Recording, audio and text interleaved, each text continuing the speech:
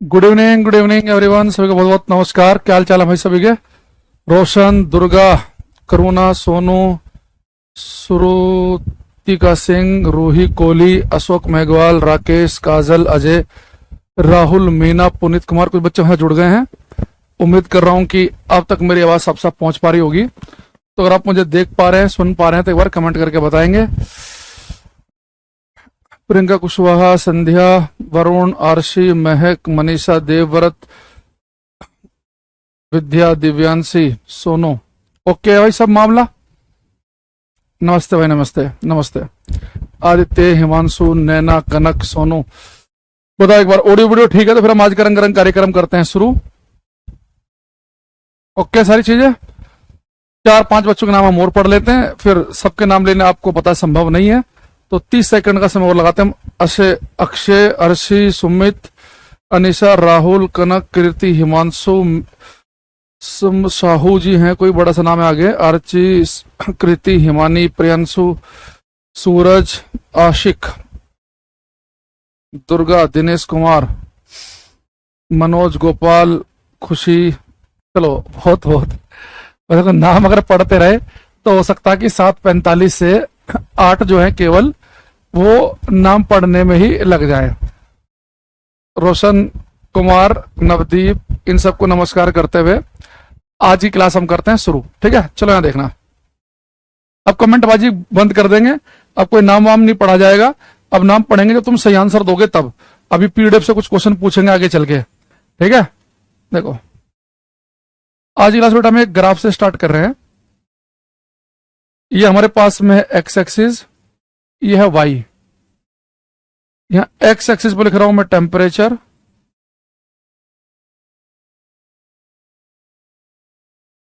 तापमान।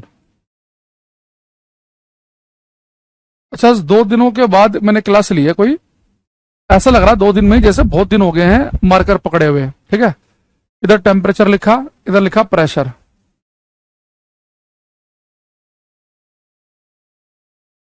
दाब। अब देखो, अगर मेरे पास में जो ग्राफ है ये, मैंने बेटा यहां पे एक पॉइंट ये ले लिया, एक पॉइंट ये। अच्छा, ग्राफ पे अगर आपको किसी पॉइंट को समझना हो तो हम कैसे समझते हैं? जो पॉइंट मैंने यहां पे दिया है, इस पॉइंट से आप सीधे एक लाइन क्या करो, एक्स एक्सिस पर डाल दो, सीधे एक लाइन, बिल्कुल परपेंडिकुलर सीधी लाइन, और एक लाइन डाल दो वाई एक्सिस पे। तो जैसे आप किसी पॉइंट से काम करेंगे कि एक लाइन डाल देंगे एक्स पे, एक डाल देंगे वाई पे, सारा गेम क्लियर हो जाएगा। देखो एक्स एक्सिस पे लिखा है टेम्परेचर, तापमान, यानी कि टेम्परेचर यहां से स्टार्ट हुआ, यानी कि इसका मतलब है कि बहुत जल्दी हम यहां पे पहुंच गए। लेकिन यहां पे देखना, वाई एक्सिस पे लिखा है प्रेशर, यहां पे देखो कितने देर के बाद पहुंचे, यानी कि ये पॉइंट मुझे बता रहा है कि टेम्परेचर तो बहुत ही लो है। मान लो टेम्परेचर यहां से स्टार्ट हुआ 0 डिग्री, 1, 2, 3, 4, 5, तो टेम्परेचर बहुत ही लो है, और लेकिन प्रेशर कैसा, बहुत ही ज्यादा। तो ये पॉइंट जो है ये निम्न तापमान और उच्च दाब पर है, लो टेम्परेचर और हाई प्रेशर पे है। हिंदी वाले बच्चों के लिए निम्न तापमान और उच्च दाब, निम्न ताप और उच्च दाब। बेटा दूसरा पॉइंट है, एक लाइन डाली यहां पे भी हमने एक्स एक्सिस पे, एक डाली वाई पे। तो इस बार आपको दिख रहा होगा कि एक्स पे तो टेम्परेचर लिखा हुआ है, यानी कि टेम्परेचर तो बहुत ही ज्यादा है, बढ़ता जा रहा बढ़ता जा रहा है, यहां पे जाके जाके मिल रहा है, लेकिन प्रेशर बहुत ही लो है, केवल थोड़ा सा आगे बढ़े यहां मिल गया। यानी कि ये पॉइंट जो है ये हाई टेम्परेचर और लो प्रेशर पे है। हिंदी में लिखेंगे उच्च ताप और निम्न दाब पर है। अब यहां पे एक बात समझना पूरी, कि यहां पे बेटा ये वाला जो पॉइंट है, ये वाला पॉइंट लिखा है कि low temperature and high pressure, निम्न तापमान और उच्च दाब। अगर मैं आपसे कहूं कि कहीं पर टेम्परेचर लो है, प्रेशर हाई है, तो कोई भी जो पदार्थ हमें अपने आसपास दिखता है, भाई कोई भी मेटेरियल हमें दिखता है, सॉलिड, लिक्विड या गैस में, तो टेम्परेचर अगर लो हो, प्रेशर हाई हो, तो कोई भी पदार्थ मुझे किस अवस्था में दिखने की ज्यादा संभावना है? वो सॉलिड में दिखने की ज्यादा संभावना है कि लिक्विड में कि गैस में, अगर टेम्परेचर लो हो, प्रेशर हाई हो। आप कहेंगे सर टेम्परेचर लो ही है, बहुत ज्यादा नहीं है, तो बहुत ज्यादा नहीं होगा तो वस्तु पिघल नहीं पाएगी, और ज्यादा कर देंगे तो गैस में बदल जाएगी। यानी टेम्परेचर अगर लो है, इसका मतलब है कि जो वस्तु है वो सॉलिड में दिखने की संभावना ज्यादा है। भाई टेम्परेचर भी लो है, प्रेशर हाई है।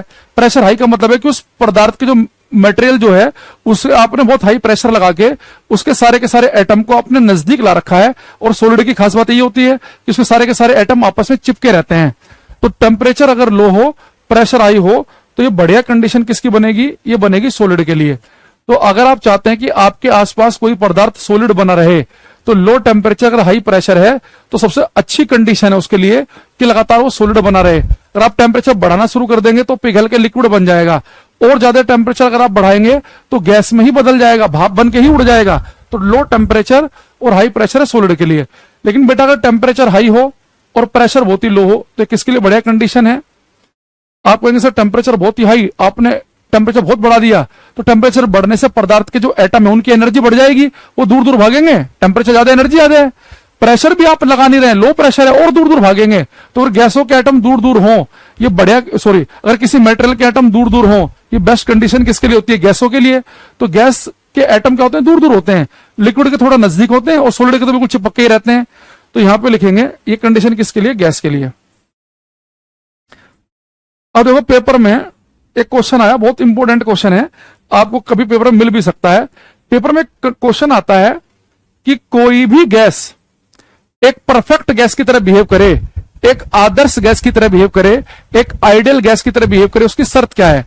बेटा आइडियल गैस, परफेक्ट गैस का मतलब यह है कि वो गैस कि जिस गैस के एटम काफी दूर दूर हो और एटमों के बीच में कोई इंटरेक्शन ना हो, वो एटम इतने दूर दूर हो कि एक दूसरे पे कोई बल ही ना लगा रहे हो। तो कोई भी गैस एक परफेक्ट गैस की तरह का बिहेव करेगी जब टेम्परेचर बहुत ही हाई होगा, ताकि एनर्जी ज्यादा आने से एटम दूर दूर भागेंगे, प्रेशर लो है और दूर भागेंगे।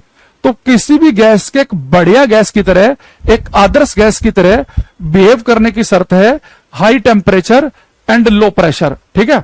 अच्छा, अब यहां पर लिखेंगे हम इंपोर्टेंट लिखकर,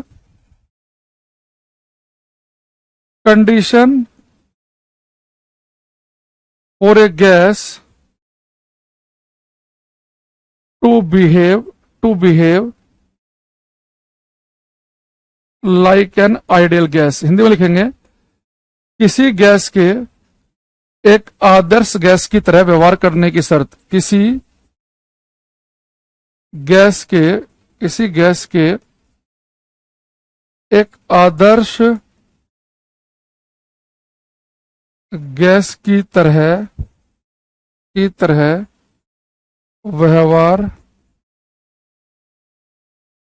करने की शर्त। तो कोई भी गैस एक आइडियल गैस की तरह बिहेव करेगी, शर्त लिखेंगे high temperature and low pressure, उच्च तापमान और निम्न दाब।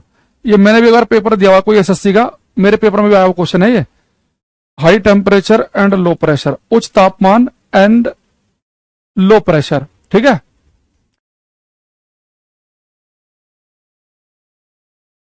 अच्छा, दूसरी चीज एक बात और समझना, अभी मैं आपको 3 क्वेश्चन दिखाऊंगा। अगर पेपर में आपसे जब भी क्वेश्चन पूछे कि एक परफेक्ट गैस बने, उसकी कंडीशन क्या है, और आप मान लो कि पेपर में भूल गए कि यार सर ने क्या बताया था, तो कम से कम 2 ऑप्शन तो बाहर कर देना। वो एक ऑप्शन में हाई टेम्परेचर हाई प्रेशर रखेगा, एक में लो टेम्परेचर लो प्रेशर रखेगा। तो आप इतना याद रखना कि दोनों हाई और दोनों लो वाले तो आंसर नहीं है, एक हाई और एक लो वाला है। कम से कम 2 ऑप्शन तो बाहर कर ही देंगे हम। अब मैं आपको 3 क्वेश्चन दिखाऊंगा, देखते हैं कौन कौन बच्चा करेगा इन्हें।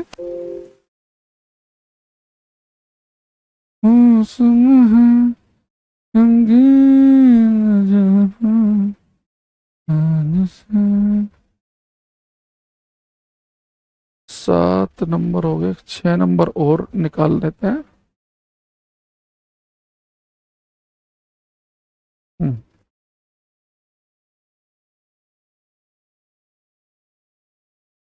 दोनों लो है, दोनों हाई होंगे, तो ना परफेक्ट सॉलिड वाली कंडीशन होगी ना परफेक्ट गैस वाली होगी।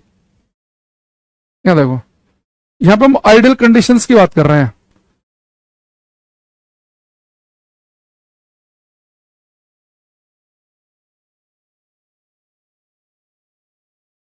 तो सबसे पहले तो काम करते हैं, ये बिल्कुल बेसिक कंडीशन, ये बेसिक क्वेश्चन पूछ लेते हैं आपसे। क्वेश्चन का नंबर जरूर लिखना साथ में, ठीक है।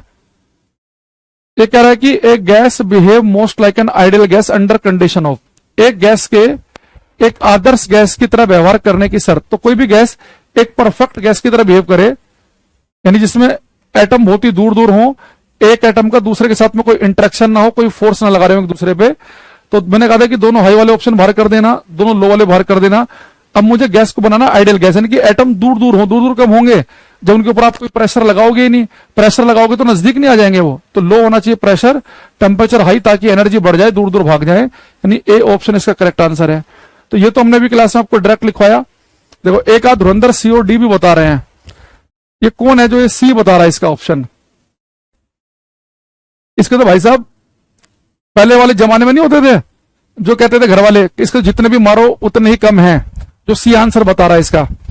अभी थोड़ी देर पहले बताया कि भाई दोनों हाई वाले दोनों लो वाले ऑप्शन तो सबसे पहले बाहर निकाल दो, तो टेम्परेचर लो प्रेशर लो इसे बाहर करो, टेम्परेचर हाई प्रेशर हाई इसे बाहर करो, बी और सी तो आंसर हो ही नहीं सकता अगर आपको याद भी नहीं है, तो आंसर इसका ये ऑप्शन। अब दूसरा वाला क्वेश्चन ध्यान से करना, क्वेश्चन नंबर 21, इसे पढ़ो ध्यान से। महक, साहिल, वैशाली, निशा, कपिल, मुस्कान, अर्शी, अभिमन्यु, सुमित, काजल, श्रेया,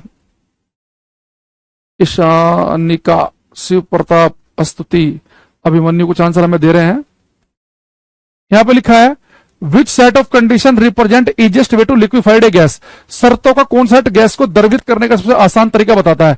बेटा कह रहा है कि easiest way to liquefied a gas, यानी कि किसी गैस को आपको लिक्विड में बदलना है। लिक्विफाइड करने का मतलब है कि किसी गैस को आपको तरल में बदलना है, किसी गैस को बदलना है तरल में, लिक्विफाइड करना है, तरलीकरण करना है उसका, ठीक है। अब देखो सबसे पहले दोनों हाई वाले ऑप्शन बाहर कर दो, दोनों लो वाले ऑप्शन बाहर कर दो। अब या तो ए आंसर है या डी है। अब मुझे एक चीज बताओ, किसी गैस को आपको लिक्विड बनाना है, आपके घर में जब पानी उबलता है और उसकी भाप बनती है, भाप यानी कि गैस है, तो भाप बेटा ठंडी होती है तभी तो पानी बनता है। और आपके घर में पानी उबले उससे भाप निकल रही हो, उसके ऊपर एक प्लेट रख देना, तो भाप ठंडी हो जाएंगे तो पानी बन जाएगा। यानी कि गैस को अगर आपको लिक्विड में लेके आना है तो टेम्परेचर लो करना पड़ेगा। अगर टेम्परेचर लो है यानी कि प्रेशर होना चाहिए हाई, तो डी आंसर है। यानी लो टेम्परेचर और हाई प्रेशर पे कोई गैस लिक्विड बन जाती है। इसलिए आपने एक चीज देखी होगी, आपके घर में जो गैस का सिलेंडर है ना, एलपीजी लिक्विड पेट्रोलियम गैस, तो आपने देखा होगा कि हमारे घर में जो गैस का सिलेंडर है, अगर हम उसके साथ ट्रांसपेरेंट पाइप लगा दें तो उसमें हमें दिखता ना गैस भागते हुए, वो लिक्विड भाग रहा होता है। क्यों?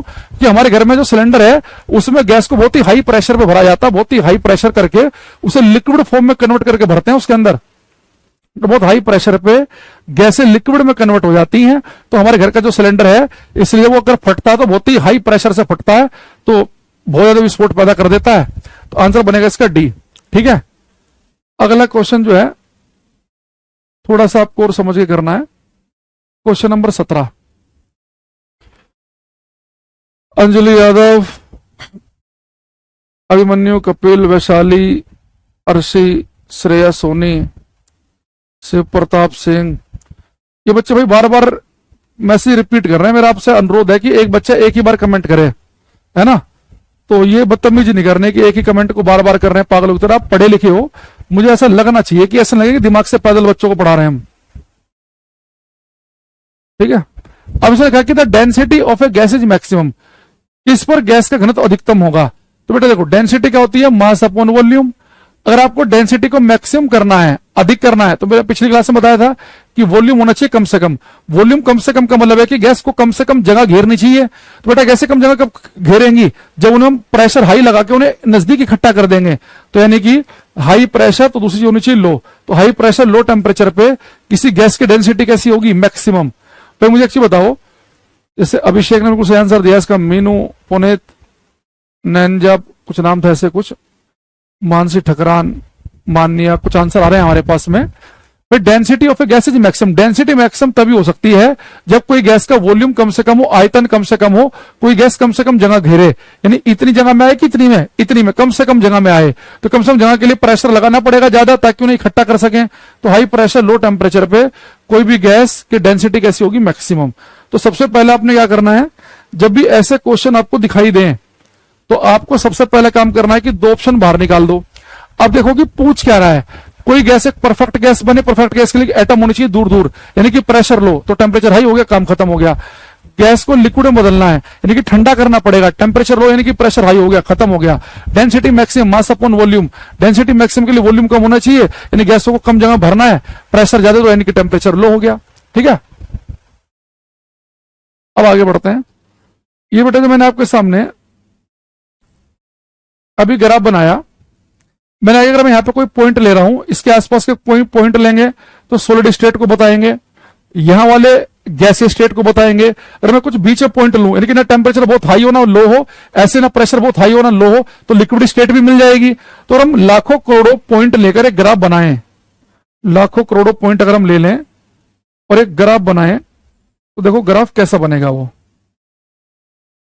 ये देखा मैंने एक्स एक्सिस, ये वाई है, यहां पे लिखा था मैंने टेम्परेचर तापमान, यहां लिखा था प्रेशर दाब। तो अगर हम लाखों करोड़ों पॉइंट लेके ग्राफ बनाएंगे ना, तो ग्राफ कुछ ऐसा बनेगा वो। तो ये ग्राफ आपको बता रहा है कि अगर आपने इस तरफ कोई पॉइंट लिया यहां पे, तो यानी कि टेम्परेचर लो प्रेशर हाई होगा, यानी कि आपको दिखाई देगा सॉलिड स्टेट। यानी ये ग्राफ ये बता रहा है कि इधर का कोई भी पॉइंट जो है सॉलिड स्टेट बताएगा। यहां पे अगर आपने कहीं पे भी कोई पॉइंट लिया है तो टेम्परेचर हाई प्रेशर लो रहेगा, यानी पदार्थ गैसीय स्टेट में दिखेगा, और ये कटोरे के अंदर लिक्विड स्टेट में दिखेगा, तरल में। ठीक, अब देखो, अब मुझे एक चीज बताओ कि इन जर्नल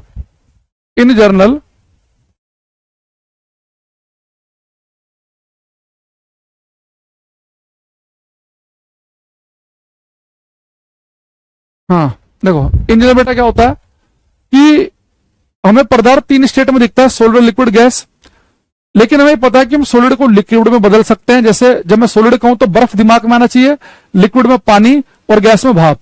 तो मैं सॉलिड को लिक्विड में बदल सकता हूं, बर्फ का पानी बना सकता हूं, पानी का बर्फ भी बना सकता हूं, पानी की भाप भी बना सकता हूं, भाप को ठंडा करके लिक्विड बना सकता हूं, सॉलिड को डायरेक्ट गैस में बदला जा सकता है, गैस को डायरेक्ट सॉलिड में भी। तो हमारे पास में 6 प्रोसेस हैं जिनके बारे में बात करनी है क्लास में। अगर हम किसी ठोस को तरल में बदल दें, ये पहला प्रोसेस, जिसे हम क्या कहेंगे, लिक्विड को सॉलिड में बदलने को क्या कहेंगे, लिक्विड को गैस में बदलने को क्या कहेंगे, गैस को लिक्विड में बदलने को क्या कहेंगे, सॉलिड को डायरेक्ट गैस में बदलने को क्या कहेंगे, और गैस को डायरेक्ट सॉलिड में बदलने को क्या कहेंगे। 6 प्रोसेस हैं, इन्हें मैं लिखवा देता हूं, पेपर के लिए इंपोर्टेंट है, हो सकता है कि आपने केमिस्ट्री में भी पढ़े हुए हैं। फर्स्ट प्रोसेस है किसी सॉलिड का लिक्विड बना देना, यानी कि ठोस का तरल, जैसे कि बर्फ का पानी बना देना। तो बेटा इस प्रोसेस को हम क्या बोलेंगे, सॉलिड का लिक्विड बनाना, बर्फ का पानी बनाना, इसे बोलेंगे मेल्टिंग गलन। मेल्टिंग, ये गलन कहलाएगा। सेकंड, किसी लिक्विड का सॉलिड बना देना, जैसे कि पानी को जमा के बर्फ बना देना, इसे बेटा हम कहते हैं फ्रीजिंग, ये सोलिडिफिकेशन भी कहते हैं इसे हम, हेमन। तीसरा, तो पहला प्रोसेस क्या था, सॉलिड का लिक्विड बनाना यानी कि मेल्ट कर देना, लिक्विड का सॉलिड बनाना यानी कि फ्रीज कर देना, एक है लिक्विड का डायरेक्ट गैस बनाना। तो लिक्विड से गैस बनाने की पानी को भाप में बदल देना, लिक्विड का गैस बनाना, इसे हम कहेंगे इवोपरेशन, वाष्पन। अगर बिना उबले पानी उबल रहा है तो वाष्पन है, उबलते समय बदल रहा है तो वाष्पीकरण है, वेपोराइजेशन। किसी लिक्विड को गैस में बदल, किसी गैस को लिक्विड में बदल देना, गैस जैसे कि भाप को ठंडा करके पानी बदल देना, इसे बोलते हैं कंडेंसेशन, कंडेंसेशन, संघनन। सबसे इंपॉर्टेंट है, इसमें 5 वाला पेपर में बहुत आता है कि किसी सॉलिड को, किसी ठोस को डायरेक्ट गैस में बदल देना। तो बेटा किसी सॉलिड को किसी सॉलिड को गैस में बदल देना, ठीक है, किसी सॉलिड को गैस में बदल देना डायरेक्ट,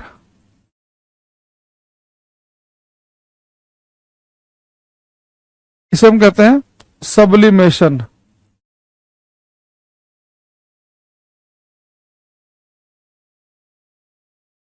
ऊर्ध्वपातन, ठीक है, ये आपको डायरेक्ट याद रखना है। सॉलिड को डायरेक्ट गैस में बदलना, जैसे कैम्फर होता है ना, कपूर की गोलियां, आप कपूर की गोली को कपड़े में डालकर रखो, कुछ दिन के बाद भाप बन के उड़ जाती हैं, तो किसी सॉलिड का, जैसे कपूर की गोलियों को आपने डायरेक्ट गैस से बदल देना, ये सब्लिमेशन है।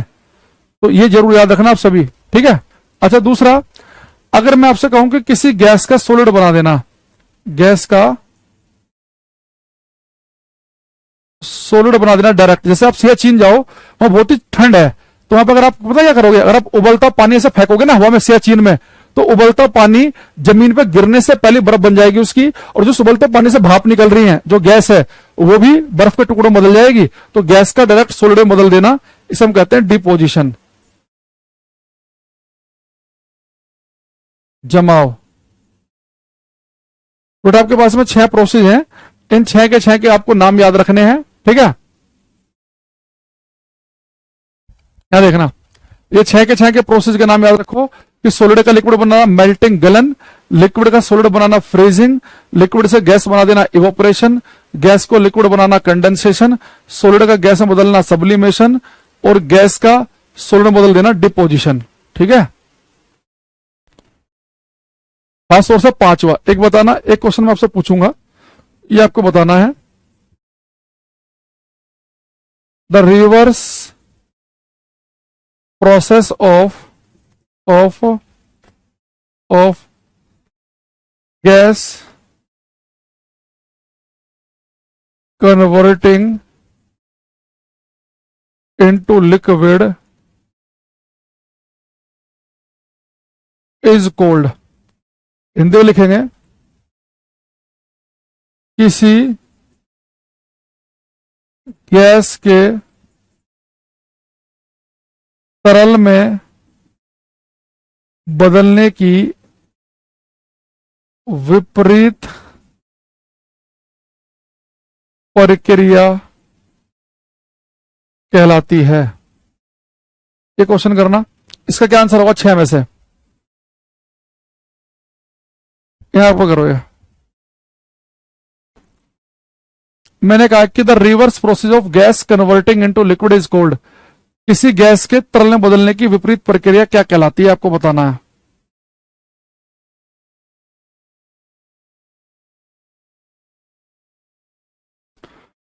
सब प्रकृति में सारे पदार्थ का हाई प्रेशर अन्य अवस्था कहां से आती है, कोई भी स्ट्रक्चर किस में होगा वो उसके स्ट्रक्चर पर डिपेंड करता है कि उसका इलेक्ट्रॉनिक कॉन्फ़िगरेशन कैसी है ना, स्ट्रक्चर कैसा है, अलग अलग तरीके के हैं, वो कोई ऐसा जरूरी नहीं है, लेकिन वो जो स्ट्रक्चर है उसका, उसको आप कन्वर्ट कर सकते हो प्रेशर टेम्परेचर को वेरी करके।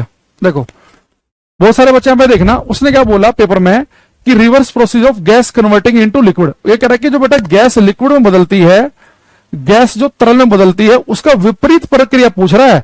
वो ये नहीं कह रहा कि गैस का लिक्विड में बदलना क्या कहलाएगा, वो ये नहीं कह रहा कि गैस को लिक्विड में बदलने को कंडेंसेशन कहेंगे, संघनन कहेंगे, नहीं, वो ये कह रहा है कि गैस को जो लिक्विड बदलती है उसका रिवर्स प्रोसेस उल्टा, किसी गैस के तरल में बदलने की विपरीत प्रतिक्रिया क्या होगी।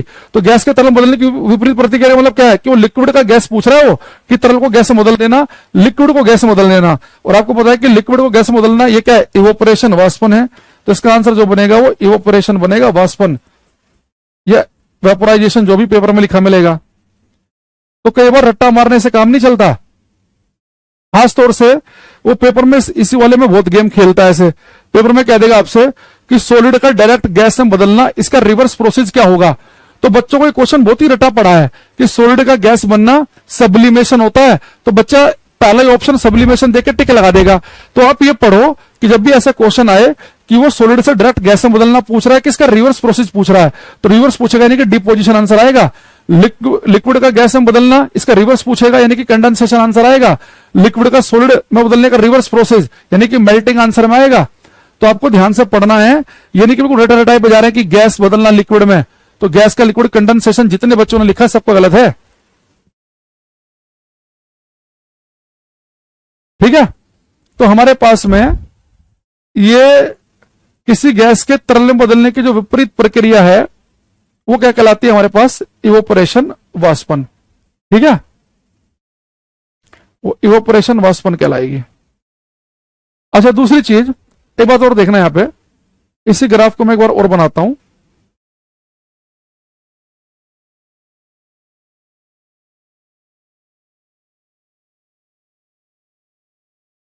यहां पर लिखा है एक्स एक्सिस यहां लिखा हमने वाई,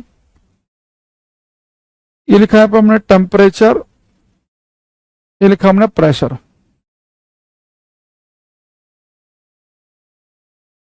ये ग्राफ हमने कुछ ऐसे बनाया था। देखो मैं आपसे बोल रहा हूं, अगर मैं यहां पे कोई पॉइंट ले रहा हूं तो सॉलिड स्टेट को दर्शा रहा है, यहां वाला गैस वाली स्टेट को, यहां वाला लिक्विड स्टेट को। यानी अगर मैं यहां पे कोई पॉइंट ले रहा हूं तो टेम्परेचर प्रेशर ऐसा होगा कि मुझे लिक्विड स्टेट दिखेगी। यहां कोई पॉइंट लूंगा, टेम्परेचर प्रेशर ऐसा होगा कि मुझे गैस स्टेट दिखाई देगी, है ना। यहां के लिए लिक्विड, यहां के लिए सॉलिड, यहां के लिए गैस। लेकिन अगर मैं ठीक ये वाला पॉइंट ले लूं तो बेटा देखो, अगर मैं ठीक ये वाला पॉइंट लूंगा तो क्या चमत्कारी काम होगा।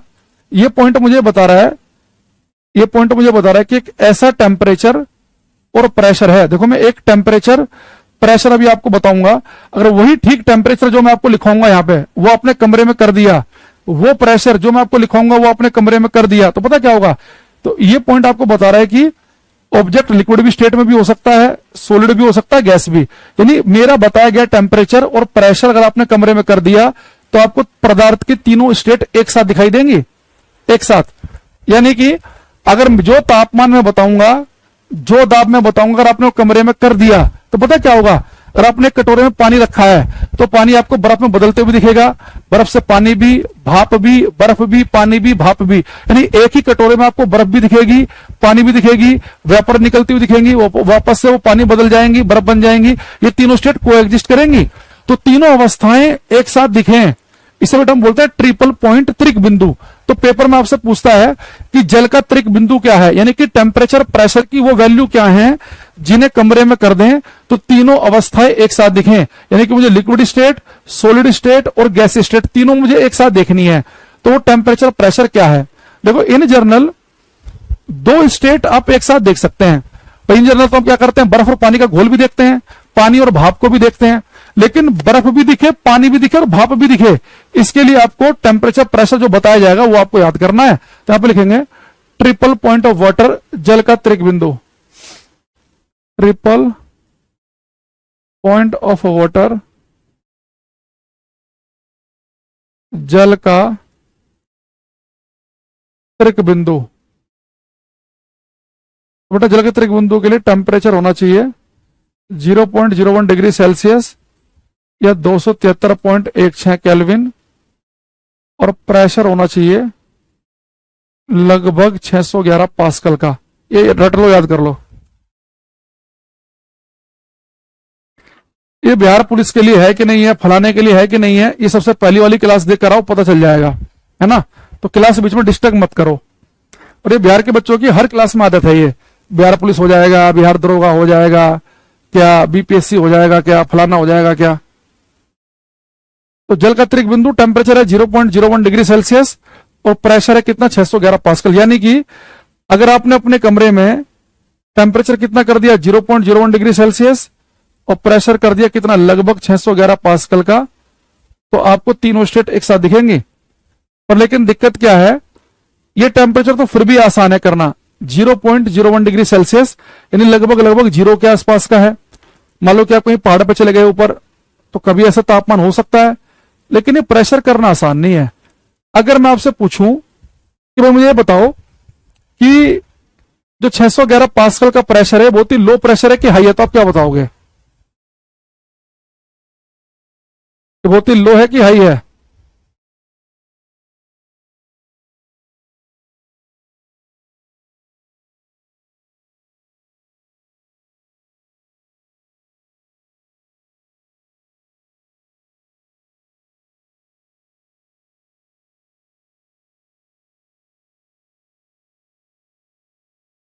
तो बेटा 611 पास्कल का जो प्रेशर है ना, ये बहुत ही लो प्रेशर है, ना के बराबर। एक बच्चा यादव जी बता रहे हैं हाई, ना के बराबर है ये।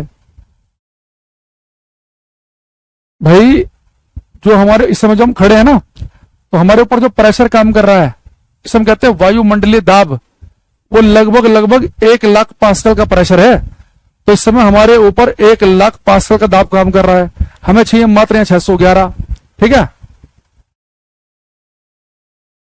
आगे बात समझ में।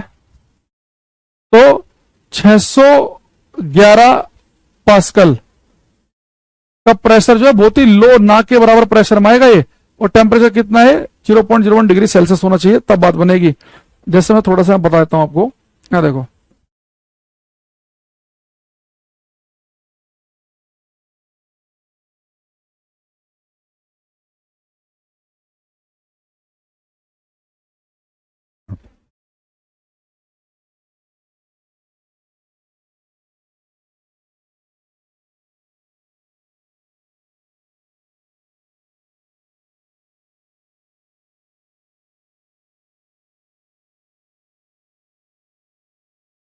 ये हमारे पास में देखो, ये बेटा सी लेवल है, समुद्र तल है।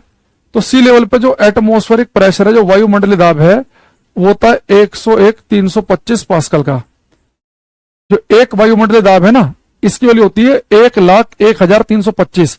यानी अगर एक व्यक्ति समुद्र तल पे खड़ा हो तो उसके ऊपर जो एटमॉस्फेयर वातावरण का दाब लग रहा है वो 1,01,325 है। पर कोई बच्चा इसको केवल 1,00,000 याद मत करना, है ना, 1,00,000 है ना, तो पूरा याद करना 101,325, क्योंकि पेपर में जब पूछता है ना कि वायुमंडलीय दाब कितना है, तो बिल्कुल पिन कोड की तरह याद कर लेना, वो एग्जैक्ट वैल्यू ही पूछता है। 101,325 पास्कल का दाब होता है सी लेवल पे। लेकिन अगर हम समुद्र तल में अंदर जाना शुरू कर दें, तो आप सभी जानते हैं कि सी लेवल में अंदर जाने प्रेशर बढ़ता है। एक बच्चा यहां पर है, एक यहां पर है, ये मान लो ए पॉइंट है, ये बी है। तो अब जितना समुद्र के अंदर जाएंगे प्रेशर बढ़ेगा। भाई एक बच्चा यहाँ पे, उसके ऊपर केवल इतनी ऊंचाई तक के पानी का दाब काम करेगा, एक पे इतना ज्यादा काम करेगा। तो यानी कि गहराई बढ़ने के साथ में प्रेशर इंक्रीज होता है। तो गहराई बढ़ेगी तो प्रेशर दाब क्या होगा, बढ़ेगा। ठीक। लेकिन अगर हम बेटा ऊंचे पहाड़ों पे जाना शुरू करें तो जो सी लेवल पे प्रेशर है उसके मुकाबले प्रेशर कम होने लगता है, तो ऊंचे पहाड़ों पर दाब घटता है। ऊंचे पहाड़ों पर दाब घटता है और गहराई के साथ में दाब क्या होता है, बढ़ता है। ठीक है, ये आप सभी जानते होंगे। अब हमें यहां पर एक दो बातें समझनी है कि ऊंचे पहाड़ों बेटा प्रेशर कम हो रहा है और अंदर समुद्र में प्रेशर क्या हो रहा है, बढ़ रहा है। जैसे इसका एक बड़ा अच्छा एग्जांपल शायद मैंने आपको पता नहीं पहले बताया कि नहीं बताया, ऊंचे पहाड़ों पर प्रेशर कम होने का। आप कभी अगर मान लो प्लेन एरिया में रहते हैं और आप कहीं ऊंचे पहाड़ों पर घूमने जाओ, तो आप एक काम करना, अपने साथ में एक चिप्स का पैकेट या कुरकुरे का पैकेट ले लेना, उसे अपने साथ रखना। अभी जो कुरकुरे का पैकेट है उसके अंदर कुछ गैस सी भरी होगी, आपको फील होगा। लेकिन जब वही कुरकुरे का पैकेट आप ऊंचे पहाड़ों पर लेके जाओगे ना, तो लगेगा कि जैसे कि कुरकुरे का पैकेट फटने वाला है। क्यों? क्योंकि ऊंचे पहाड़ों पर बाहर का प्रेशर कैसा होता है, लो, कम दाब होता है। अच्छा, गैसों की जो टेंडेंसी होती है वो टेंडेंसी होती है हाई प्रेशर से लो प्रेशर भागने की। तो कुरकुरे के अंदर जो गैस भरी है, बाहर का प्रेशर लो है तो लो प्रेशर की तरफ भागना चाहेगी गैस। तो इस चक्कर में क्या करेगी, जब बाहर भागना चाहेगी तो कुरकुरे की जो पन्नी है उसकी दीवारों पर टक्कर मारेगी, उसे फुला देगी। तो चिप्स के पैकेट, कुरकुरे के पैकेट ऊंचे पहाड़ों की दुकानों पर फूले हुए क्यों दिखते हैं हमें? क्योंकि गैस जो है हाई प्रेशर से लो प्रेशर की तरफ भागना चाहती है, इस चक्कर में पैकेट पूरा फटने को जाता है, खुल जाता है वो।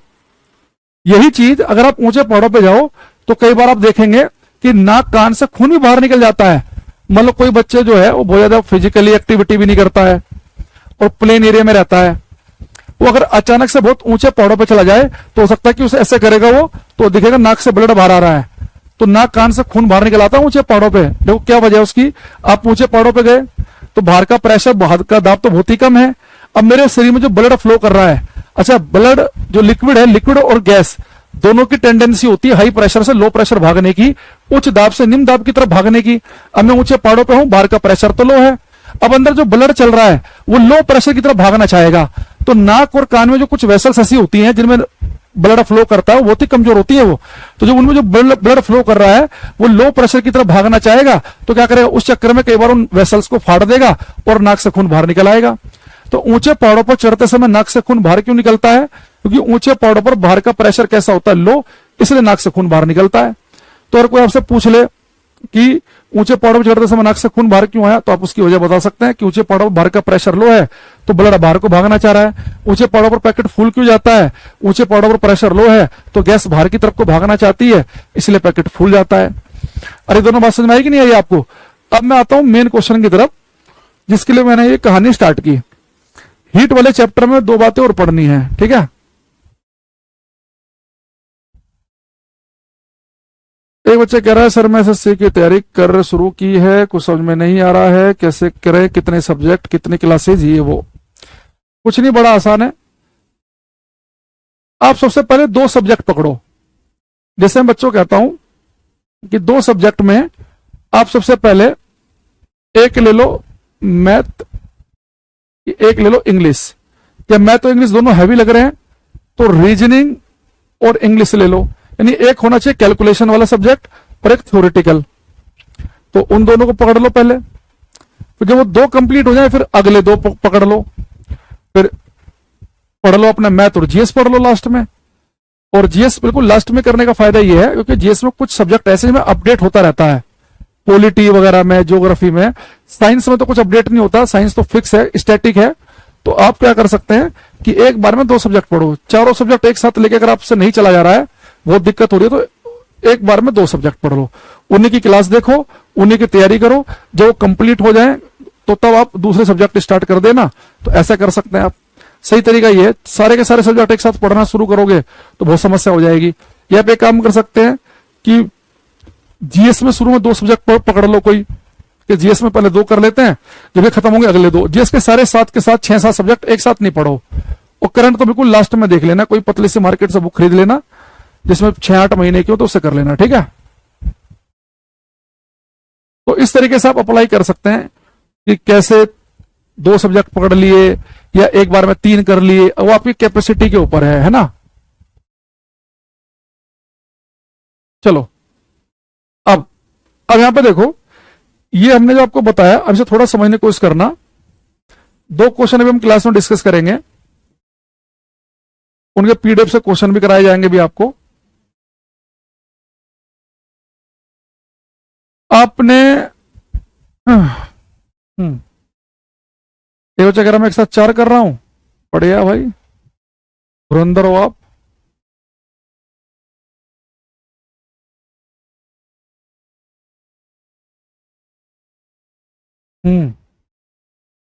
चलो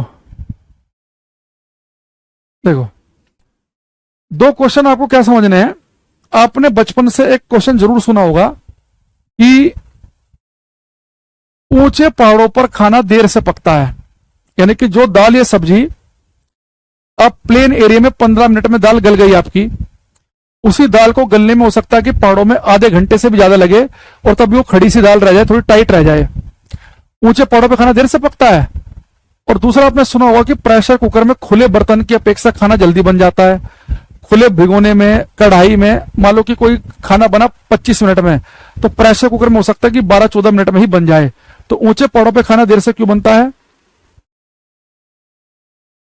और प्रेशर कुकर में जल्दी क्यों बन जाता है, उसे समझना। देखो बेटा, आपको पता है कि जो सी लेवल है, समुद्र तल है,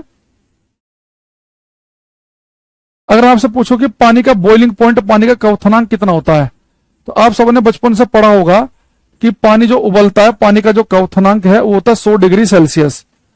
अरे बात ध्यान रखना कि पानी 100 डिग्री सेल्सियस पे उबलता है। ये कोई सार्वभौमिक सत्य नहीं है, ये यूनिवर्सल ट्रूथ नहीं है कि पानी 100 पर ही उबलेगा। अगर आपका मन करे ना तो पानी गर्म होते होते पहुंचा 95 पे भी उबल सकता है। आपका मन करे कि पानी 118 तक भी ना उबले तो यह भी हो सकता है। तो जो पानी आप बचपन से सुनते आ रहे हैं कि पानी 100 डिग्री सेल्सियस पे उबलता है, ये बेटा कंडीशन केवल तभी वैलिड है अगर 1 एटमॉस्फेरिक प्रेशर हो, 1 वायुमंडलीय दाब हो। यानी कि 1 एटमॉस्फेरिक प्रेशर होना चाहिए। 1 वायुमंडलीय दाब मैंने अभी आपको बताया ही है कि 1 एटीएम 1 एटमॉस्फेरिक प्रेशर, जिसे हम ऐसे लिखते हैं 1 एटमॉस्फेरिक प्रेशर होता है 101-325 पास्कल। यानी जो हम बचपन में सुनते आ रहे हैं कि पानी 100 डिग्री सेल्सियस पे उबलेगा, ये वैल्यू सी लेवल के लिए, समुद्र तल के लिए है, जहां पर दाब कितना होता है 1 एटमॉस्फेरिक प्रेशर, 1 वायुमंडलीय दाब। अगर मैं ऊंचे पहाड़ों पर जाना शुरू कर दूं, तो ऊंचे पहाड़ों पर जाने से क्या होगा, अगर मैं ऊंचे पहाड़ों की तरफ चलना शुरू कर दूं, तो बेटा ऊंचे पहाड़ों पर जब जम जाएंगे, अभी मैंने आपको बताया कि सी लेवल के मुकाबले ऊंचे पहाड़ों पर प्रेशर कम होता है। तो ऊंचे पहाड़ों पर जब आप चढ़ेंगे तो बेटा प्रेशर कम होने से बॉइलिंग पॉइंट की वैल्यू भी कम हो जाती है। बॉइलिंग पॉइंट की वैल्यू कम होने का मतलब यह है कि जो पानी प्लेन एरिया में 100 डिग्री पे उबल रहा था, वही पानी ऊंचे पहाड़ों पर 100 से कम पे उबल जाएगा। देखो इसे पहले समझना, थोड़ा टाइम लगेगा इसमें।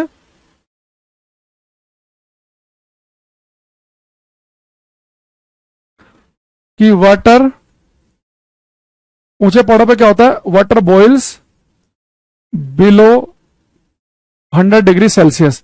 मैंने मान लिया फॉर एग्जांपल 92 डिग्री सेल्सियस। अब ध्यान सुनना, तो ऊंचे पहाड़ों पे क्या हो रहा है कि प्लेन एरिया में पानी उबल रहा है 100 डिग्री पे, ऊंचे पहाड़ों पे गए तो प्रेशर कम हो गया तो बॉइलिंग पॉइंट की वैल्यू भी गिर गई। बॉइलिंग पॉइंट की वैल्यू गिरने का मतलब ये है कि वह पानी 100 डिग्री से पहले ही उबल जाएगा, मान लो कि 92 पे। आपको सर यहां तक कुछ समझ में नहीं आया, अब देखो आपको समझ में आएगा, ध्यान समझना। मेरे पास बेटा एक पानी है प्लेन एरिया में, सी लेवल पे हूं मैं, समुद्र तल पे हूं। मैंने पानी गर्म करना शुरू किया, ये पानी अभी 20 डिग्री पे गर्म होकर पहुंचा 40, 50, गुनगुना पानी हो गया बढ़िया, 70 तेज गर्म, 80 पे और गर्म, 90 पे और गर्म, 95 पे और गर्म, 100 पे जाके उबलने लग गया। यानी सी लेवल पे पानी उबल रहा है 100 डिग्री पे। अच्छा, अगर एक बार पानी उबलने लग जाए तो मैंने आपको बताया था कि समस्या यह है कि अब उसका तापमान नहीं बढ़ा सकते आप, यह पानी लगातार 100 डिग्री पे ही उबलता रहेगा, अब इसका टेम्परेचर तो बढ़ेगा नहीं, लगातार 100 पे उबल रहा है। अच्छा, अब आप ऊंचे पहाड़ पे गए, आपने पानी गर्म किया, पानी का तापमान 20, 30, 40 गर्म, नहाने के लायक हो गया, 50 गर्म, 70 पे और गर्म, 80 पे और गर्म, 85 पे और गर्म, 90 पे और गर्म, जैसे 92 पहुंचा, यहां पे इसने 92 पे उबलना शुरू कर दिया। अगर एक बार पानी उबलने लग जाए उसका तापमान तो बढ़ नहीं सकता, यानी यहाँ पे जो पानी उबल रहा है उसका टेम्परेचर 92 डिग्री है, और यहाँ पानी जो उबल रहा है उसका टेम्परेचर 100 डिग्री है। तो खड्डे लग रहे हैं पानी में, यहाँ पे भी दिख रहे हैं, यहाँ पे उबाल आ रहा है, यहाँ भी दिख रहा है, लेकिन इस पानी का तापमान है 100, इसका है 92। एक आलू डाला आपने 100 डिग्री में, एक डाला 92 में, तो आलू जल्दी कहां गलेगा, 100 में कि 92 में? 100 में। तो ऊंचे पहाड़ों पर खाना देर से इसलिए पकता है क्योंकि वहां पानी 100 डिग्री तक पहुंच ही नहीं पा रहा है। अगर पानी 100 से पहले ही उबलना शुरू कर देगा, दिक्कत है कि अगर एक बार उबाल आ जाए पानी में फिर तो उसका टेम्परेचर बढ़ता ही नहीं है। तो बेटा पानी का उबलना इंपॉर्टेंट नहीं है, वो किस तापमान पे उबल रहा है ये ज्यादा इंपॉर्टेंट है। तो पानी उबल रहा है लगातार कितने, मान लो 80 डिग्री पे ही, यहाँ उबल रहा है 100 पे, तो आलू जल्दी कहां गलेगा, 100 में कि 80 में? 100 में गलेगा। अगर आप एवरेस्ट की चोटी पहुंच जाओ ना, यहाँ तो पानी 68 डिग्री पे उबल जाता है, 68 डिग्री सेल्सियस पे ही, तो यहाँ तो खाना बनाना महाभारत हो जाएगा। तो ऊंचे पहाड़ों पर खाना देर से इसलिए पकता है क्योंकि वहां पानी 100 डिग्री से नीचे उबलता है। तो और कोई आपसे पूछे कि ऊंचे पहाड़ों पर खाना देर से क्यों पकता है, तो पानी उबलता 100 से नीचे, इंग्लिश वाले फोटो बना लेंगे। अब मैं हिंदी वाले को लिखवा देता हूं, ऊंचे पहाड़ों पर खाना देर से पकता है क्योंकि वहां दाब के कम होने से क्वथनांक का मान भी कम होता है, जिससे पानी 100 डिग्री सेल्सियस से नीचे उबलने लगता है। तो ऊंचे पहाड़ों पे खाना देर से क्यों पकता है, क्योंकि वहां पानी उबलता है 100 डिग्री से नीचे। ठीक है,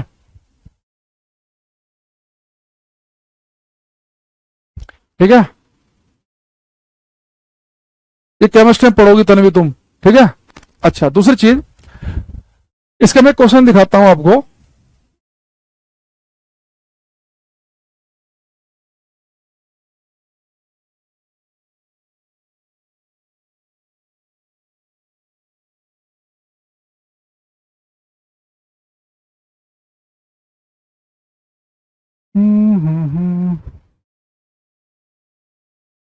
ये करना,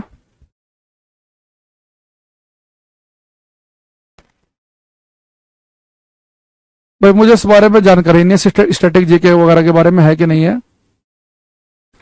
एक बच्चा कह रहा है कि हिसाब से खाना जल्दी बनना चाहिए, पानी जल्दी उबल जाता है। भाई मैंने अभी क्या बताया, अरे भाई पानी का उबलना इंपॉर्टेंट थोड़े ना है, उस उबलते पानी का टेम्परेचर कितना ये इंपॉर्टेंट है। पानी के उबलने थोड़े ना खाना बन रहा है, उस पानी के अंदर की गर्मी कितनी है, हीट कितनी है, टेम्परेचर कितना, उससे खाना बन रहा है।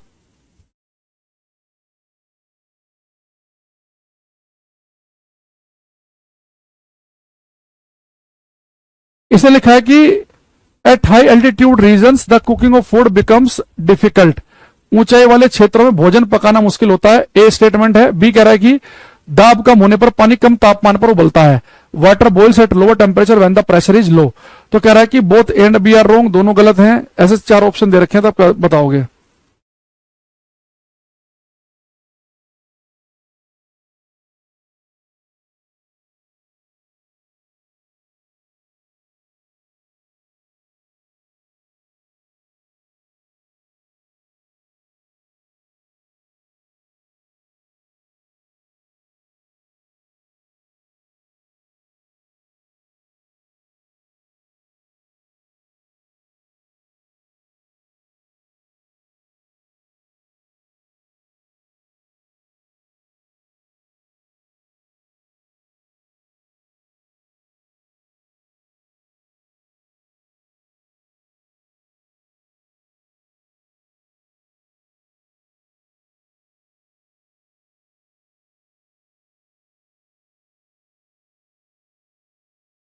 ये लिखा है कि सी ऑप्शन, अब बच्चे बता रहे हैं सबका सही है, A and B are correct and B is the correct explanation of A. बेटा देखो, ए तो सही है ही, ऊंचाई वाले क्षेत्र में भोजन देर से पकता है, भाई सही बात है। बी में क्या लिखा है कि दाब कम होने पर पानी कम तापमान पर उबलता है। भाई देखो, ऊंचे पहाड़ों पे खाना देर से पकता इसलिए है क्योंकि वहां प्रेशर कम होने पर पानी कम टेम्परेचर पे उबलने लगता है। तो ये भी सही है और इसकी एक्सप्लेनेशन भी है, तो सी इसका करेक्ट आंसर है। तो ए और बी दोनों सही भी हैं और साथ में जो सी है वो ए को, जो बी है वो ए को एक्सप्लेन भी कर रहा है। ठीक है, तो उसका हमारा जो आंसर बनेगा वो बनेगा सी ऑप्शन। ठीक, अच्छा अब इसमें आ जाते हैं, अब थोड़ा सा इसी चीज को हम समझ लेते हैं प्रेशर कुकर वाले से। ये बेटा तो एक भिगोना है जिससे हमारी दादी खाना बनाती थी, फिर हमारी मम्मी आई थोड़ी सी हाईटेक, उन्होंने कहा कि नहीं हम खाना बनाएंगे प्रेशर कुकर में। ठीक है, जल्दी बनेगा, टाइम बचेगा। ठीक, अब देखो प्रेशर कुकर में खाना जल्दी क्यों पकता है। बेटा मान लो कि यहाँ पे आपने पानी भर रखा है, तो खुले बर्तन में मान लो कि आप सी लेवल पे समुद्र तल पे हैं, पानी उबल रहा है 100 डिग्री सेल्सियस पे। ठीक है, तो खुले बर्तन में पानी उबल रहा है 100 पर। अब दूसरी चीज, हमारे पास में ये एक प्रेशर कुकर है। ठीक है, अब आपको पता है कि जब प्रेशर कुकर को आप ढक्कन वक्कन बंद कर दिया, यहाँ पर रबड़ वबड़ लगी हुई है, बंद कर दिया आपने, इसे आपने रखा गैस पे। तो अब इसे आप गैस पे रखेंगे तो अंदर जो पानी है वो गर्म होगा तो उससे भाप निकलेंगी और वो भाप लगातार अंदर इकट्ठी होती रहेंगी क्योंकि कुकर में रबड़ लगी हुई है तो बाहर नहीं निकल पाएंगी। नहीं, लगातार जब वेपर इकट्ठी होती रहेंगी होती रहेंगी होती रहेंगी तो इस प्रेशर कुकर के अंदर बहुत ही प्रेशर हाई हो जाएगा। तो आपको पता है कि जब प्रेशर के कम होने से बॉइलिंग पॉइंट की वैल्यू घटती है तो प्रेशर बढ़ने से बढ़ेगी, यानी प्रेशर कुकर में बहुत ज्यादा हाई प्रेशर होने की वजह से बॉइलिंग पॉइंट का क्वथनांक का मान बढ़ जाएगा। बॉइलिंग पॉइंट बढ़ने का मतलब है कि यहाँ पानी उबलेगा 100 से ऊपर, water boils above 100 degree Celsius. मैंने मान लिया फॉर एग्जांपल 120। अब यहां से समझने की कोशिश करना, यहां तक कुछ समझ में नहीं आया होगा। देखो, आपने खुले बर्तन में खाना बनाने की कोशिश की, यहां पानी गर्म हो रहा है 20, हीट ली इसने, तापमान बढ़ा के 40 कर लिया, और हीट ली तापमान बढ़ा के अपना 80 कर लिया, और हीट ली 90 कर लिया, तेज गर्म 95 पे और गर्म 100 पे इसने उबलने लग गया। लेकिन पानी अगर एक बार उबल जाए फिर तो उसका टेम्परेचर बढ़ेगा ही नहीं, जो भी हीट देंगे उस हीट को ही लेके भाप बन जाएगा, अंदर पानी के फॉर्म में नहीं रहेगा। तो जो लगातार एक्स्ट्रा हीट देंगे भी तो उसे एब्जॉर्ब करते भाप बन बन के उड़ जा रहा है। तो यहाँ पे तापमान 100 से ऊपर नहीं बढ़ पा रहा। लेकिन यहाँ पे क्या है, आपने हीट दी, पानी ने अपना तापमान बढ़ा के 20 से 30 कर लिया, और हीट ली 50 कर लिया, और कर ली 70 और 80 95 100 पे पहुंचा, लेकिन उबला ही नहीं। अगर पानी ना उबले तो तापमान बढ़ सकता है, 105 उबला ही नहीं, 115 उबला ही नहीं, 118 उबला ही नहीं, 120 पे उबल रहा है। यानी यहाँ प्रेशर कुकर के अंदर जो पानी में खद्दे लग रहे होते हैं उस पानी का टेम्परेचर 120 है, और जो यहाँ पानी उबल रहा है उसका टेम्परेचर 100 डिग्री का है। तो एक दाल पड़ी है 100 डिग्री में, एक पड़ी 120 में, तो दाल जल्दी कहां गल जाएगी, 120 में गल जाएगी। तो अगर कोई आपसे पूछे कि ऊंचे पहाड़ों पर खाना देर से क्यों पकता है, सॉरी आपसे कोई पूछा कि प्रेशर कुकर में खाना जल्दी क्यों बनता है, तो आप बोलेंगे प्रेशर कुकर में खाना जल्दी इसलिए बनता है क्योंकि वहां पानी जो है 100 से ऊपर बॉईल करता है। तो water boils above 100 degree Celsius, यानी कि 100 से ऊपर पे उबलेगा। यानी आप सोचो कि एक पानी ने हीट को एब्जॉर्ब कर करके अपना तापमान 120 तक बढ़ा लिया और एक 100 पे ही उबलने लग गया। तो उबलने के बाद यहाँ पे जो भी हीट देंगे भाप बनेगी, यहाँ भी भाप ही बनेगी। तो यहाँ खोलते पानी का तापमान 100 या 120 है। तो प्रेशर कुकर में खाना जल्दी इसलिए बन रहा है क्योंकि वहां पानी 100 से ऊपर उबलता है। लेकिन इसके कुछ नुकसान भी हैं। खाना जल्दी तो बनेगा, टाइम सेव होगा, एनर्जी भी बचेगी, सिलेंडर लंबे दिन तक चलेगा। लेकिन नुकसान ये है कि इतने हाई टेम्परेचर पर जब पानी उबल रहा होता है तो उसके अंदर जो बहुत सारे पौष्टिक तत्व डालते हैं, मतलब जो दालों के अंदर जो पौष्टिक तत्व होते हैं वो डिस्ट्रॉय हो जाते हैं। तो खाना उतना हेल्दी नहीं है, इतनी तेज आंच लगेगी, इसमें दाल पकती नहीं है, गलती है।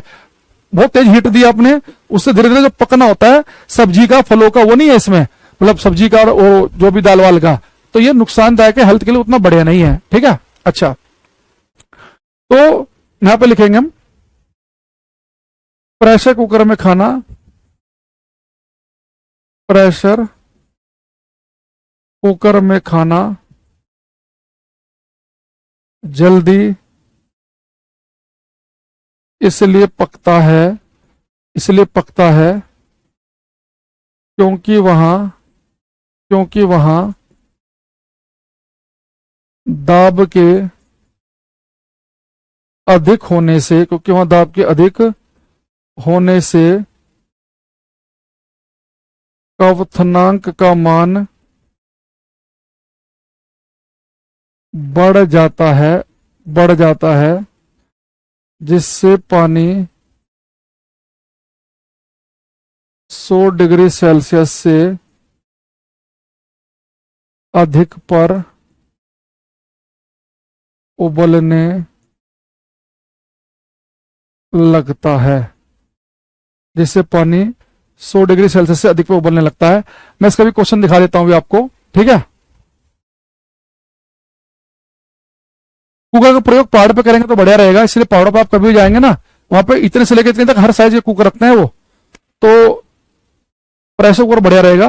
वहां पे खुले बर्तन बनाना नुकसानदायक रहेगा, मतलब बहुत टाइम लग जाएगा पहाड़ों पे, तो पहाड़ों के लिए प्रेशर कुकर बढ़िया है, पूरा टाइम सेव करेगा पहाड़ों के लिए।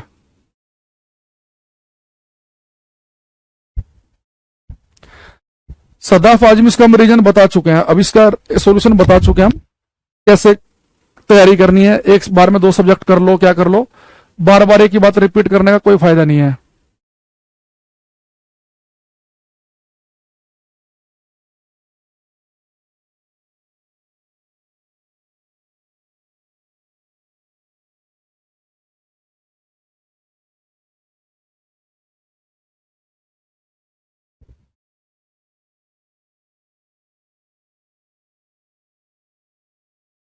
ये करना,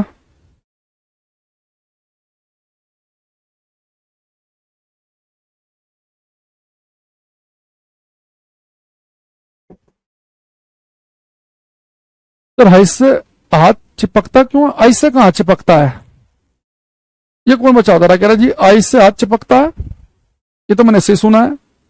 मैंने ये तो सुना है, पढ़ा है कि 2 बर्फ के टुकड़ों को अगर आपस में दबाएंगे तो चिपक जाएंगे, आइस से हाथ चिपकता है, ये तो भाई आपसे ही सुन रहा हूं मैं।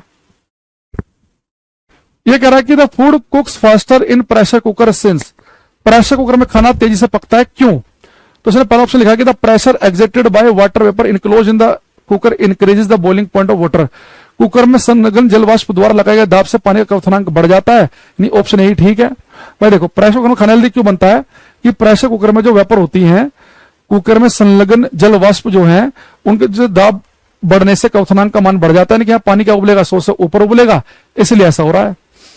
तो सुमित, मान्या, रोहित, अर्शी, मानसी, सबका एकदम ठीक आंसर है, ए बिल्कुल सही आंसर है इस क्वेश्चन का, ठीक है।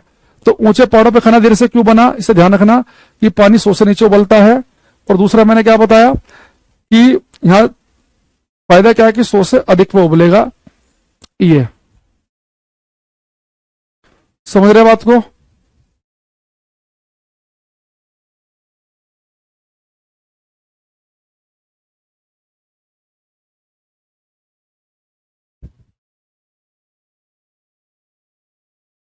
एक दो क्वेश्चन और पूछ लेते हैं आपसे, लगे हाथ, पीडीएफ खोल ही ली हमने इतनी सारी।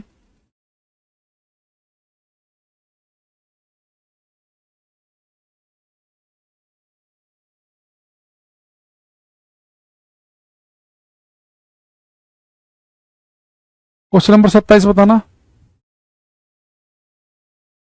अरे बताया तो, पहाड़ों पर कुकर बेस्ट रहेगा क्योंकि वो बॉइलिंग पॉइंट को बढ़ा देगा। मान लो कि पहाड़ों पर पानी उबल रहा है 90 डिग्री पर, तो प्रेशर कुकर की हेल्प से उसका बॉइलिंग पॉइंट आप बढ़ा सकते हैं, 90 की जगह 100 105 तक लेके आ सकते हैं, ठीक है। ये कह रहा है कि वाटर इवोपरेट्स, पानी वाष्पित होता है।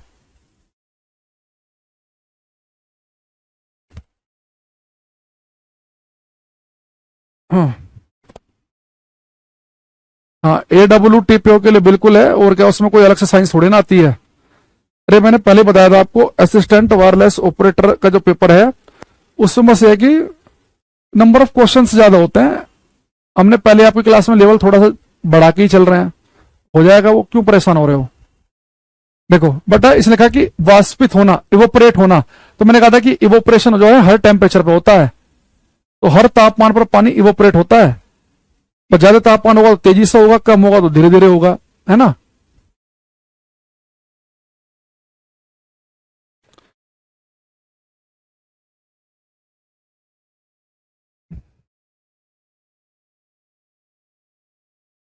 ठीक, एक बेटा हम यहाँ पे लिखेंगे, कि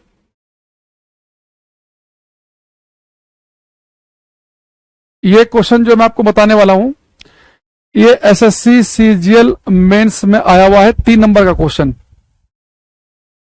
तो इसे थोड़ा सा ये हो सकता है कि बाकी किसी और दूसरे पेपर में रिपीट हो जाए, है ना। एसएससी के एक पेपर में आया है, एसएससी के किसी दूसरे एग्जाम में रिपीट करा ले इस क्वेश्चन को, तो इसे देखना। यहां पे लिखेंगे एवरेज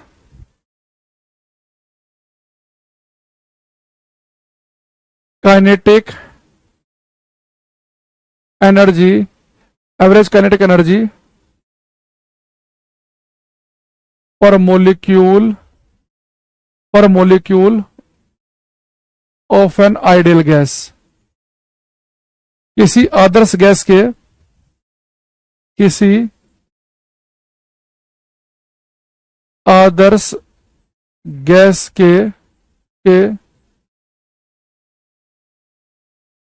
प्रति अणु की किसी आदर्श गैस के प्रति अणु की औसत गतिज ऊर्जा, किसी आदर्श गैस के प्रति अणु की औसत गतिज ऊर्जा। देखो पहले तो ध्यान समझने की कोशिश करना है पूछ क्या रहा है, ठीक है।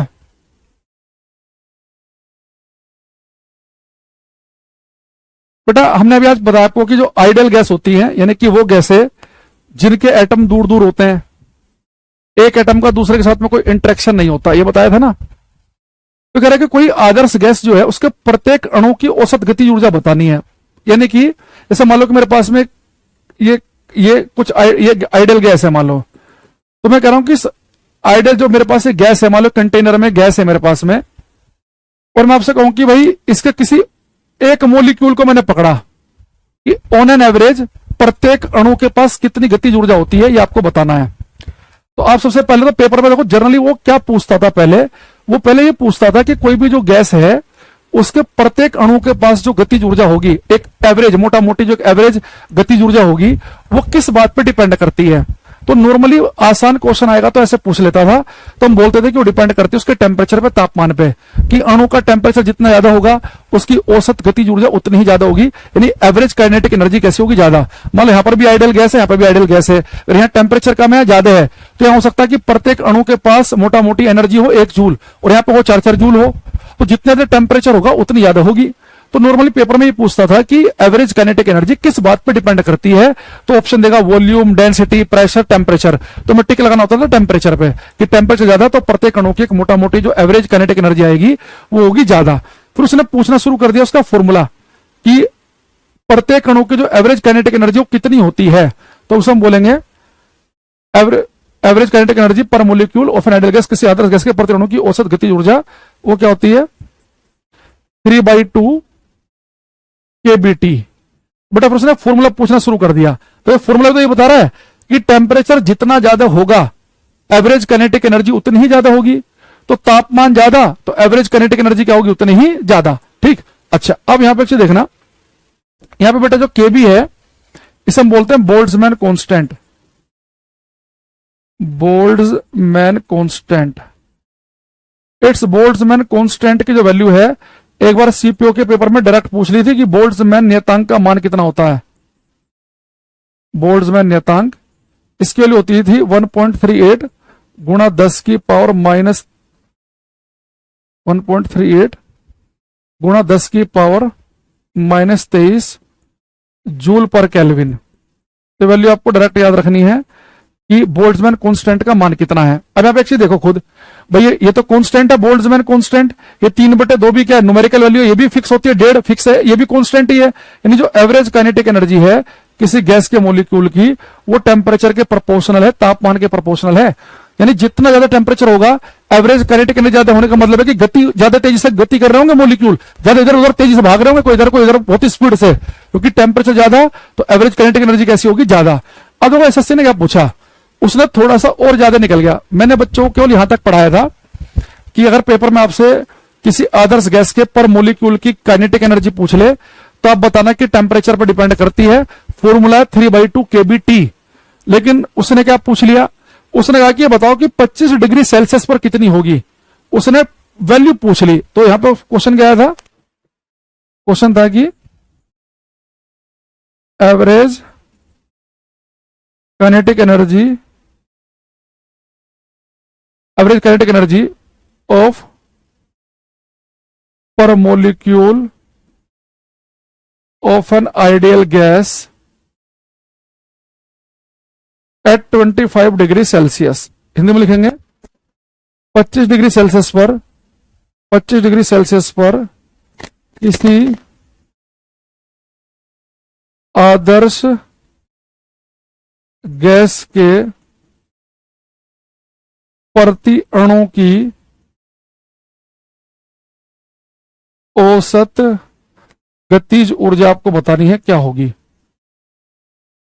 अब आपको लग रहा होगा सर इसमें कोई बड़ी बात तो है नहीं, अगर आपने बच्चे को फॉर्मूला बता दिया तो फिर तो उसने ठीक कर ही लिया होगा कि प्रत्येक अणु की एनर्जी होती है 3/2 केबीटी, बोल्ट्जमैन कांस्टेंट के लिए आपने बता रखी है 1.38 गुणा 10⁻23, टेम्परेचर दे रखा है 25। लेकिन तभी बच्चे गलत करके आ गए, पता क्यों गलत करके आ गए बच्चों ने, बस एक गलती क्या कर दी कि जो उसने यहाँ पे वैल्यू पुट की ना, तो सीधे उसने 25 डिग्री सेल्सियस लिख दिया यहाँ पे। भाई बताओ, बोल्ट्जमैन जो कांस्टेंट है उसकी वैल्यू में लिखा हुआ केल्विन, तो यहाँ पे इसकी जो वैल्यू लिख रहे हो तो जूल पर केल्विन लिख रहे हो, तो एक जगह केल्विन यूज कर रहे हो, जगह डिग्री सेल्सियस, ऐसा तो चलेगा नहीं।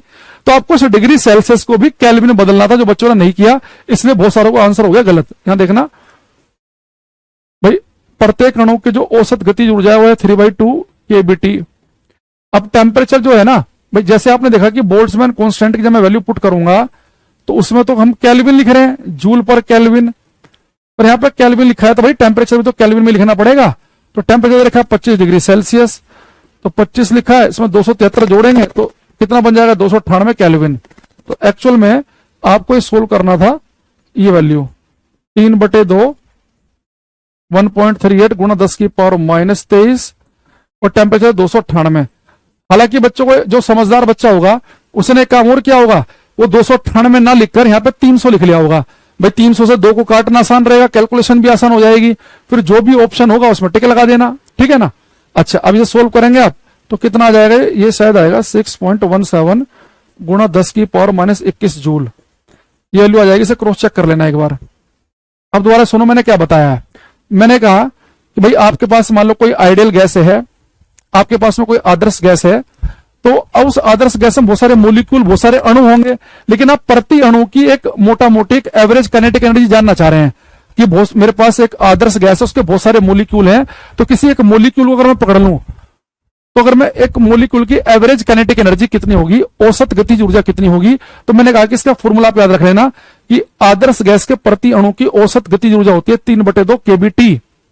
ठीक, अब पेपर में जनरली आपसे फॉर्मूला पूछ लेगा कि प्रत्येक अणु की औसत गतिज ऊर्जा कितनी है, यह पूछ लेगा कि एवरेज काइनेटिक एनर्जी किस पर डिपेंड करती है, टेम्परेचर पर। यहां तक कहीं पूछेगा, बहुत ही रेयर चांस है कि वो आपको टेम्परेचर देके वैल्यू पूछ ले। अगर वो टेम्परेचर देके वैल्यू पूछेगा तो आपको उस टेम्परेचर को बस केल्विन में बदलना है, और मैंने आपको डिग्री सेल्सियस को केल्विन में बदलना बता रखा है कि डिग्री सेल्सियस में 273 जोड़ते हैं तो केल्विन बन जाएगा, बस यहाँ पे वैल्यू पुट करनी है। बस समझाना क्या है, बोल्ट्जमैन कांस्टेंट की वैल्यू आपको लिखवा दी, टेम्परेचर की वैल्यू केल्विन बदल के पुट कर दो, आंसर आ जाएगा। ठीक है, तो आज के लिए हम इतना ही रख रहे हैं, बाकी नेक्स्ट क्लास में देखते हैं। ठीक है, तो आज के लिए इतना ही, बाकी मिलेंगे नेक्स्ट क्लास में। अगली क्लास मेरी 9 बजे से है, तो फटाफट इसे सेव करना पड़ेगा पीडीएफ को, अगली क्लास सेट भी करनी पड़ेगी। तो आज के लिए हम यहीं तक रख रहे हैं, इसे सोल्व करके मुझे बताना अगली क्लास में कि आपको यही आएगा। ठीक है, thank you, bye, take care everybody, bye everyone. बेटा पावर माइनस में आएंगी, प्लस में नहीं आएगी।